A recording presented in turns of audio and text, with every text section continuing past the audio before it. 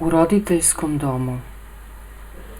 Shigumanija Marija u svetu Lidija Nikolajevna Doktorov, koja je na postrigu ovo ime dobila u čast svete ravnoapostolne Marije Magdaline, rođena je 1896. godine u Kijevu u srednje imućnoj porodici intelektualaca.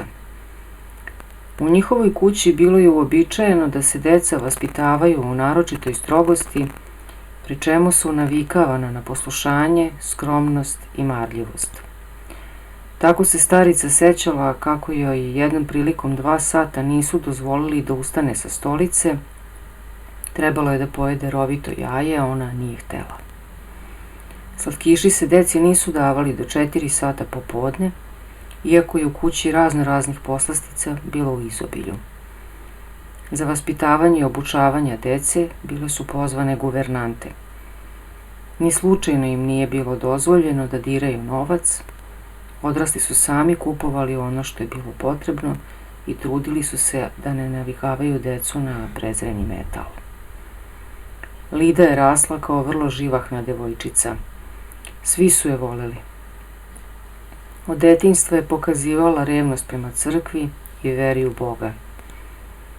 Jednom se dogodilo sledeće. Već je ležala u krevetu, a u susednoj sobi su roditelji razgovarali sa gostima i neko od njih je rekao: "A možda anđela uopšte nema?"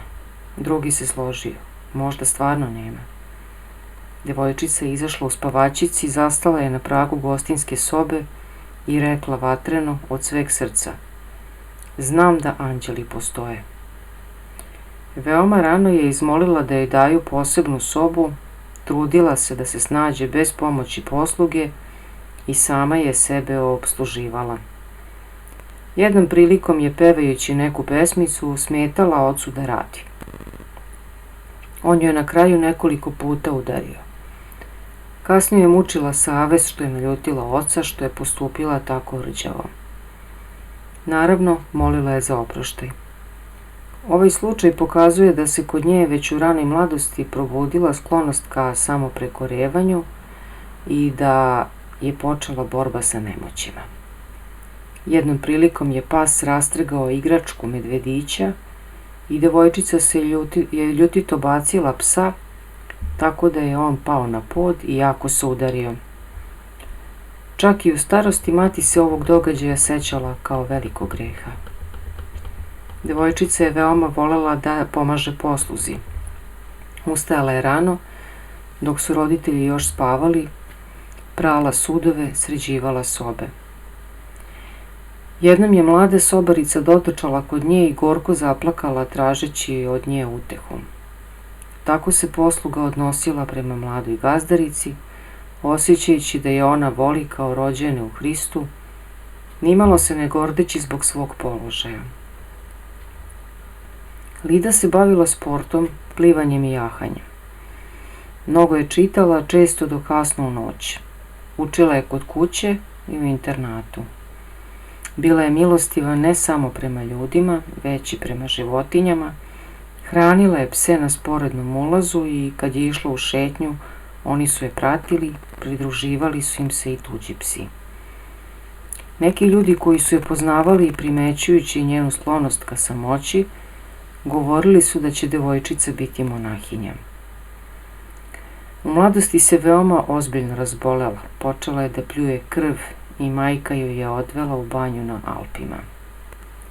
Tamo je s terase gledala bolesnu baku u kući preko puta i razmišljala: "Zar ću ja isto tako cijelog života da ležim i da se lečim?" I tada je donela čvrstu odluku: koliko da živim, neka živim, ali telu svom neću ugađati i ako nekome treba da služim, onda je to samo Bog. Doktori su govorili da treba stalno da se leči i da živi u banjama kako se bolest ne bi vraćala. Ali se ova bolest po Božjoj milosti više nije pojavila. Dok je Lidija bila u internatu, roditelji su se brinuli za to da joj se svaki dan donosi flaša Pavlake, ali joj je ona uvek davala drugaricama, iako je veoma volela Pavlaku. Jednom prilikom joj je direktorka, prolazeći sa veoma važnom gošćom, okarakterisala kao odlikašicu i vrlo skromnu učenicu. Međutim, Lida je iskreno priznala: "Oprostite, ja imam 3", podsjetivši na neku slučajnu ocenu. U stvari, zaista je bila odlikašica. Devojčica je od detinjstva veoma volela istinu i iskrenost. Jako je volela ruski narod i premda je odlično govorila francuski, negodovala je zbog toga što se u višim slojevima društva zanemaruje ruski jezik i trudila se da govori samo na ruskom. Jednom je, došavši kući na letnji raspust, uganula nogu i nije mogla da hoda. Vršnjaci, koji su je obično zvali na jahanje, plivanje ili u šetnju, videći da stvari tako stoje, ostaviše je na miru. Oko 2 meseca je živela u osamljenosti i blagodarila je Bogu za nesrećni slučaj koji je pomogao da se udubi u duhovni život. Bila je veoma talentovana za nauku i umetnost, odlično je svirala klavir.